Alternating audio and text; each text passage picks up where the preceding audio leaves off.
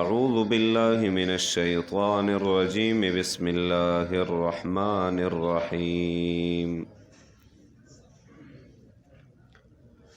ألف لام ميم الله لا إله إلا هو الحي القيوم سورة آل عمران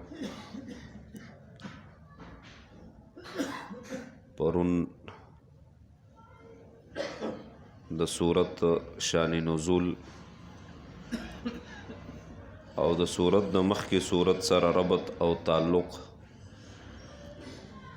بیان شوی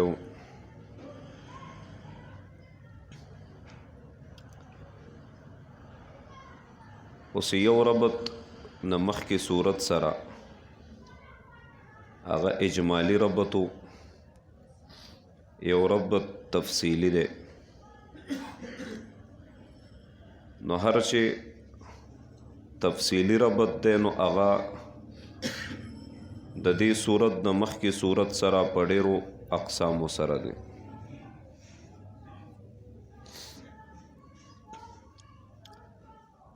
ځکه دا صورت د مخکې صورت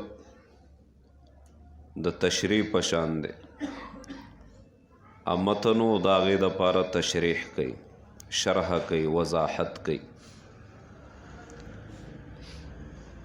هغه صورت کې الله تعالی ذکر کړ وقودها الناس والحجار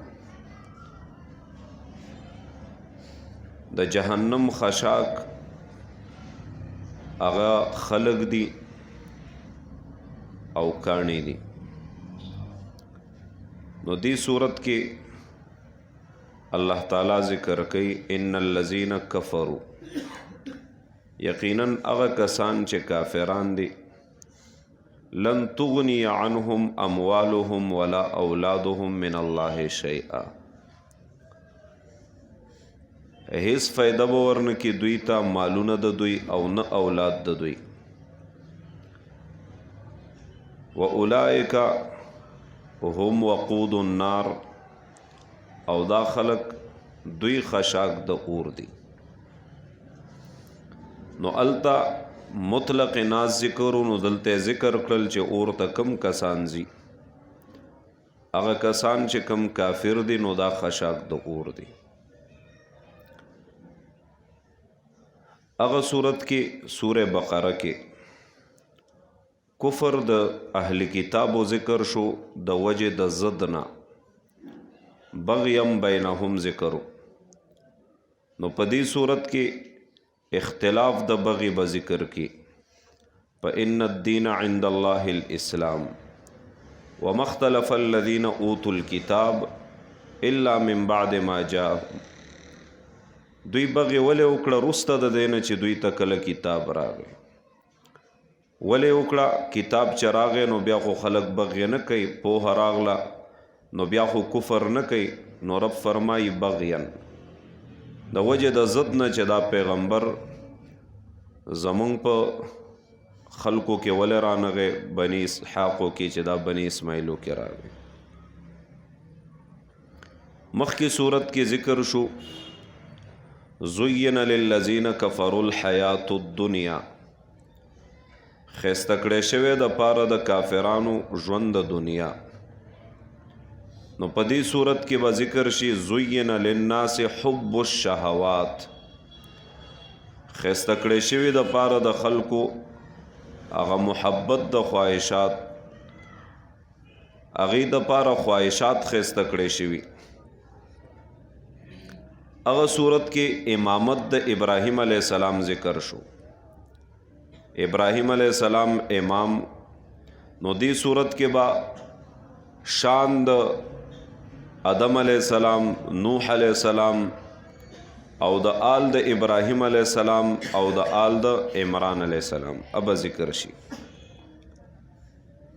التا جہنم بارک ذکرو چې جہنم اعدت للکافرین دا تیار کړی شوی د پاره د کافرانو نو دې صورت کې د جنت متعلق ذکر کړي اعدت للمتقین دا تیار کړی شوی د پاره د متقیانو.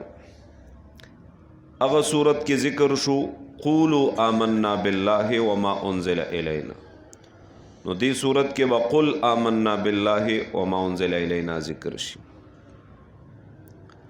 هغه صورت کې دعا د ابراهیم علیه السلام وا دعا وکړه په باره د نبی علیه السلام کې وی فرمایل ربنا وبعث فیهم رسولا منهم، الله اولیږي په دوی کې یو رسول منهم د دوی نه، د جنس د دوی نه یو رسول ور اولیږي.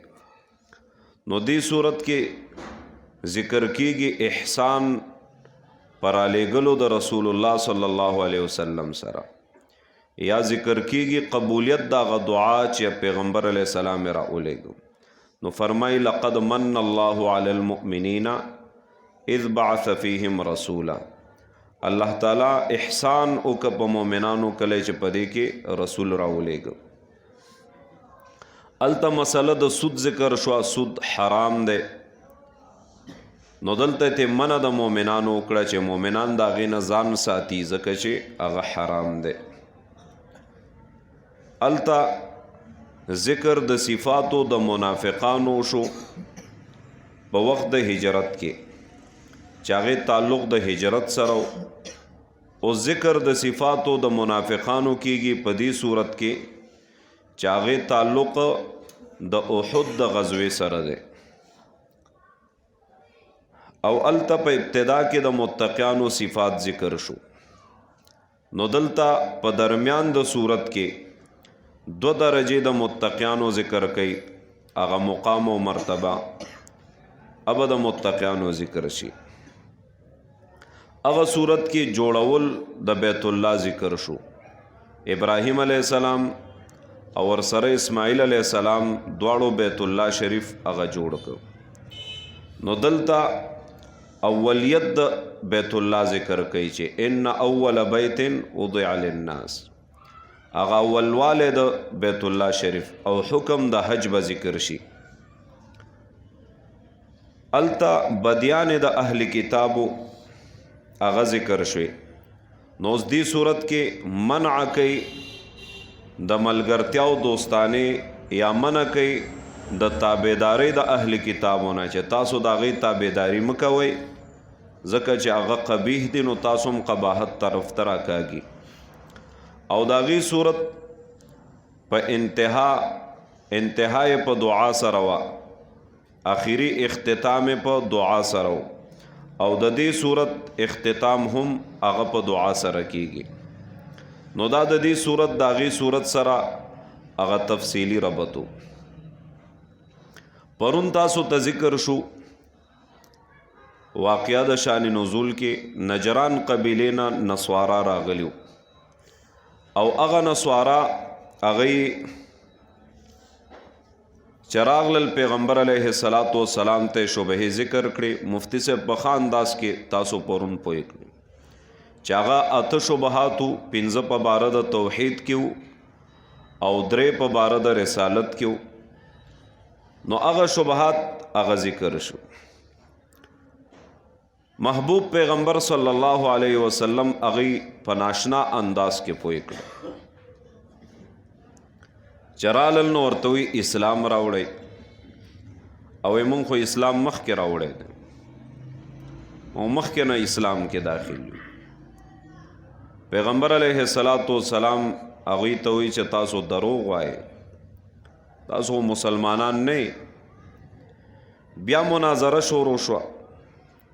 نو هغې هغه خپل شبهات ذکر کړل چې عیسی علیه السلام دا د الله زوی دی، نعوذ بالله، او په هغې باندې دلایل ذکر کول ځکه چې ګوره عیسی علیه السلام مړي ژوندي کوي، او عیسی علیه السلام مرغۍ جوړه کي پوکې پکې وکي نو هغه والوځي، سا پکې راشي، د مور پیدایشي ړانده په هغې باندې دم اچي، الله صحت ورکوي، هغه برګي مرض والا باندې دم کوي نو الله هغې ته صحت ورکوي.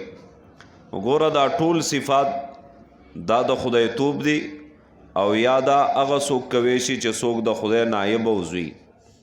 عیسی علیہ السلام هغه ته نسبت د خدای توب وکړو. نبی علیه السلام د هغې شبهات دفع کوي په ناشنا طریقې سره. نو فرمای الستم تعلمون انه لا يكون ولدا الا وهو يشبه اباه. آیا تاسو په دې خبره نه پوي چې بچی نه مګر د هغې مشابهت او یو شانوالی د پلار سره. قالو دوی ویلې بلا ولې نه همداسې د بچی مشابهت هغه د پلار سره. محبوب پیغمبر صلی الله علیه وسلم ورته فرمایل چې بیا تاسو په دې باندې نه پوهیږئ چې یقینا رب زمون الله تعالی حی دا همیشه ژوندی لا یموتو چې هغې مرګ نه راځي وان عیسی علیه السلام یأتی علیه الموت په هغه باندې به مرګ راشي. رب هغه کې دی شي چې په هغې باندې ختمېدل فنا کېدل هغه نه راځي او عیسی علیه السلام باندې به فنا راشي ختم بشي مرګ به پې راشي. نو دوی وی ولې نه؟ قالو بلاو بالکل داسې ده. بیا محبوب پیغمبر صلی الله علیه وسلم ورته فرمایي آیا نه پوهیږئ تاسو چې یقینا رب زمون هغه همیشه قیم دی په هر یو شیز باندې او حفاظت کوونکی د هر یو شیز دی او رزق ورکوونکی دی هر یو شیز ته. دوی وی بالکل دغه شان ده. نو محبوب پیغمبر صلی الله علیه وسلم ورته فرمایي فهل یملک عیسی من ذلک شیء. عیسی علیه السلام مالک دی د دې شیزونو د څه شیز رزق چاته ورکوي شي؟ نه. د څه شیز حفاظت کوي شي؟ نه. نو چې نشي کېدی د څه شي حفاظت نشي کولی او مالک نه دی نو هغه خدای نشي کېدلی. بیا ورته محبوب پیغمبر صلی الله علیه وسلم فرمایي الستم تعلمون ان الله لا يخفى عليه شيء. تاسو نه پوهیږئ چې یقینا الله تعالی ته هیڅ شیز پټ نه دی فی الارض ولا فی السما، نه په ځمکه او نه په اسمانونو کې. الله ته هر څه ښکاره او څرګند دي په دې تاسو نه پوهئ. دوی ولې نه بالکل داسې ده. محبوب پیغمبر صلی الله علیه وسلم ورته فرمایي چې آیا پوهیږي عیسی علیه السلام من ذالک د دې نه الا مگر ما هغه کوم چې الله علم ورکړی. عیسی علیه السلام سره شته په اسمانونو کې علم په ځمکه کې علم نشته ور سره مگر هغه علم چې الله ورکړی بس دومره دی ور سره. بیا محبوب پیغمبر صلی الله علیه وسلم فرمایي آیا نه پوهیږئ تاسو چې یقینا رب زما شکل ورکړی عیسی علیه السلام ته په رحم کې څنګه چې د الله خوښه وه او رب زمونږ هغه خوراک سکاک نه کوي. دوی بالکل همدغه شان ده. بیا ورته محبوب پیغمبر صلی الله علیه وسلم فرمایي نه پوهیږئ تاسو چې یقینا عیسی علیه السلام هغه حمل پورته کړی مور د هغه لکه څنګه چې حمل پورته کوي میاندې زنانا یعنی په رحم کې اوچت کړی او زیږولی لکه څنګه چې زنانه ماشوم زیږی او بیا خوراک یې کړی سکاک یې کړی دی خبرې کړي دي. نو دوی بالکل داسې ده. نو بیا محبوب پیغمبر صلی الله علیه وسلم ورته فرمایي فکیف یکون الها، څنګه کېدی شي بیا الہ کما زعمتم لکه څنګه چې تاسو ګمان کوئ. ځکه رب هغه چې خوراک نه کوي سکاک نه کوي کل علم ورته حاصلی نو چې دا ارسه حاصلی نو هغه رب دی. او دا تاسو چې عیسی علیه السلام ته وایي نو خو خوراکم کوي سکاکم کوي خوراک یې کړی سکلی کړي دي خبرې کړي دي اسمانونو ته ختلی دی او بیا به راکوشي قرب قیامت ته او بیا به واده کوي الله به اولاد ورکوي ژوند به تیری بیا هغې نه وروسته به وفات کیږي. نو دا ټول شیزونه چې دي دا د خدایتوب نښې نه دي.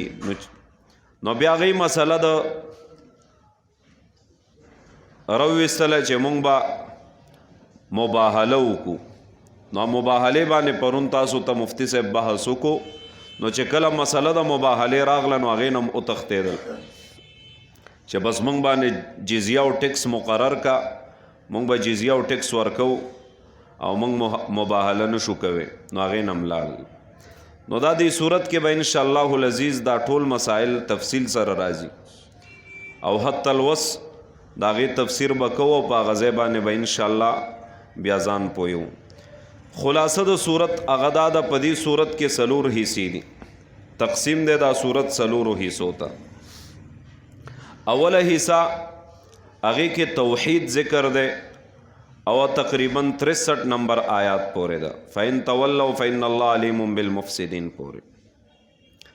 او دویمه حصہ کې رسالت دی، ختمیږي په 101 نمبر آیات، ومن یعتصم بالله فقد هدی الی صراط مستقیم. او دریمه حصہ کې جهاد دی، خو مختصر تفصیل سره نه، مختصر انداز کې پکې جهاد ذکر دی او هغه به 129 نمبر آیات باندې ختمیږي، والله غفور الرحیم. او 4مه حصہ هغه تر اخیری د صورته پورې ده. نو اول او اخره حصہ اوږده ده، نو په دې 2 حصو کې 3 بابونه دي او منځنۍ 2 حصې هغه وړي دي، نو دا یو باب باندې تقسیم دی کې یو باب دی. اوله حصہ کې 3 بابونه دي. اول باب د الف لام میم نه شروع دی 19 نمبر آیات پورې. په دې کې 6 خبرې دي. اول دعوه د توحید ذکر کیږي او بیا 3 قسمه دلایل ذکر کیږي. نو به ان شاء الله العزیز سبانه شروع کو په الف لام میم. الله لا اله الا هو الحي القيوم سره. وصلی الله تعالی علی محمد و آله و اصحابہ اجمعین. الحمد لله رب العالمین والعاقبۃ للمتقین والصلاة والسلام علی خیر محمد و آله و اصحابہ اجمعین. الله رحم کرم وکي، گناهونه معاف او گناهونه مدافع قلم راخ کې، اخره خاتمه مو بالایمان کې، ایمان د زوال نه مساته، د خپل قهر او غضب نه مساته، شرمندګۍ رسوایی دنیا آخرت نه مساته، حیا پردې را باندې واچولی کې، ظالم د ظلم نه مساته، مظلوم د بددعاو نه، مخلوق د محتاجۍ نه مساته. کریم الله خپل ځان ته محتاجه کې، الله دروغو نه، غیبت نه، بهتان نه، لوی او تکبر ریاکارۍ نه مساته. سینیم په نور د قرآن باندې منورې کې، په علومو د قرآن باندې منورې کې، مینه محبت هم د خپل کتاب قرآن سره، د محبوب پیغمبر صلی الله علیه وسلم د سنتو سره، د خپل دین سره، خپل عباداتو سره پیدا کې. الله څومره مسلمانان چې ستا د دین خدمت کوي، الله د دین په هر لار هر شوبه کې رب فاتح ناصر او مددگار شي. څومره خلق د دین د ختمولو کوششونه کوي، هر ځای هر جامه کې رب که هدایت په نصیب کې هدایت ورته وکړي، که ازلی بدبختانی هدایت ازل نه قسمت کې نی، الله ته هلاک او تباه کې. موږ مسلمانان شرونو فساداتو نه په امن او امان کې. کریم الله څومره بیماران د اهل اسلامي کورونو کې وي، اسپتالونو کې د ناستو کسانو کې، روحانی بیمارانی، جسمانی بیمارانی، الله مونږ ټولو ته صحت کامله عاجله مستمره د نیک عمل لپاره را نصیب کې. کریم الله څومره کسان ستا د کتاب درس ته دلته مسجد کې ناست دي، بهر دي، کورونو کې زنانه ناست دي، الله زمونږ د ټولو شرعي حاجتونو پوره کې، مشکلات مو حل کې. الله مونږ ټولو باندې د حیا څادرونه واچولی کې، رب د آفاتو بلیاتو مصائبو نه په امن و امان کې. الله د خپل علم عمل او د رزق دروازې را باندې را پرانستلی کې. کریم الله د چا رزق تنګي، الله رزق فراخه کې. څوک قرضداري غیب و خزانو نه قرضونه ادا کې، څوک د دین په نسبت جیلونو کې، بے ګناه جیلونو کې رهایی د پاره ورته سازباب مهیا کې. چا کورونه آباد نه، الله کورونه آباد کې. د چا اولاد نه، نیک عمله صالحه قرآن خانه دیندار اولاد ورکې. د چا اولاد وي سره زمونږ د اولاد نیک عمله صالحه قرآن خانه دیندار لوی کې. کریم الله د چا کاروبارونه نه، حلالو کاروباري نصیب کې، د چاوي برکت ورته پکې واچولی کې. وصلی الله تعالی علی خیر خلقه محمد و آله و اصحابہ اجمعین.